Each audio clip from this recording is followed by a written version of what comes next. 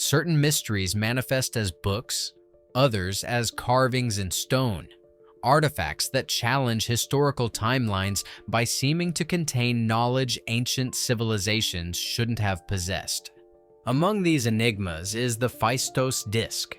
Found beneath Crete's sun-scorched ruins, this artifact remains an unresolved puzzle despite over a century of scrutiny.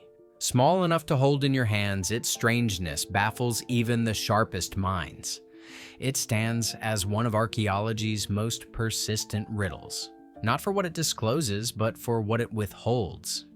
This is the tale of the Phaistos Disc, an object so peculiar it lacks a confirmed origin, meaning, or connection to any other known artifact. In 1908, Italian archaeologist Luigi Pernier unearthed it during excavations at the Minoan Palace of Phaistos on Crete's southern coast.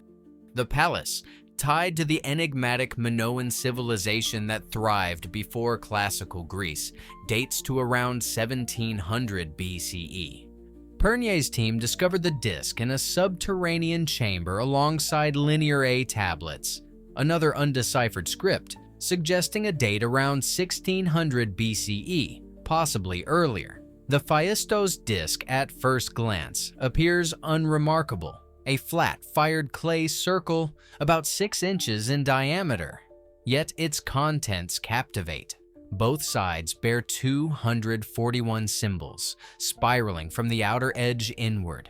These symbols weren't carved, but stamped with individual seals, a printing technique unlike any from the ancient world, resembling an early form of movable type, predating Gutenberg by centuries.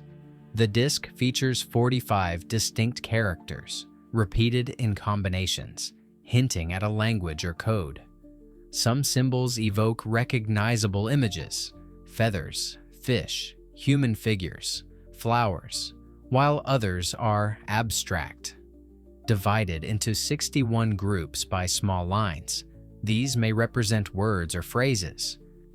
Yet, despite a century of study, no one has conclusively deciphered its message or identified its language. The disc's isolation compounds the challenge.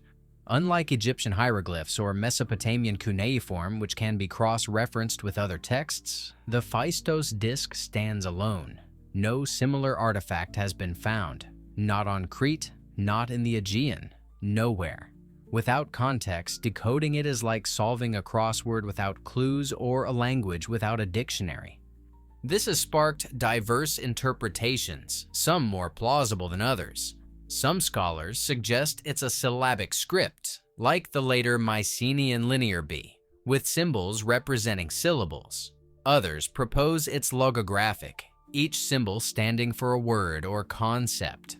Some view it as proto-writing, perhaps ritual symbols for religious or ceremonial use rather than a language. More speculative theories abound. Some claim the disc encodes a hymn, prayer, or magical incantation. Others suggest it's a ritual calendar tracking lunar or agricultural cycles, or perhaps a record of a journey or offerings to a deity. Fringe theories propose it's not Minoan at all, possibly from an unknown civilization or even extraterrestrial origins, though scholars largely dismiss these. Such ideas highlight how little we know and how broad interpretations have grown. Gareth Owens, a researcher who has studied the disc for decades, suggests it may hold a religious hymn to a Minoan goddess, written in a pre-Greek Indo-European dialect. He points to repeated phrases and symbols, comparing them to Linear A and B, but acknowledges any translation is speculative without more examples. The disc's creation process adds another layer of intrigue. Its stamped symbols, pressed into wet clay with individual seals, indicate a sophisticated, organized technique rare for the Bronze Age. This suggests the disc might belong to a broader system for printing messages or records on perishable materials now lost. Alternatively, it could be a prototype, an early movable type experiment that never took hold. But if so, why has nothing similar ever surfaced? Why did such an advanced concept appear once and vanish? The disc was found with linear A tablets, hinting at a complex cultural landscape on Crete, possibly with multiple scripts or languages in use. Yet the disc's singularity remains its most striking trait. It's one of the only fully undeciphered writing systems known from a single artifact. Cracking other languages or codes has always required multiple texts or bilingual references, but the Phaistos Disc offers just two sides, one message and a spiral of symbols that might convey a prayer, story, or something entirely unknown.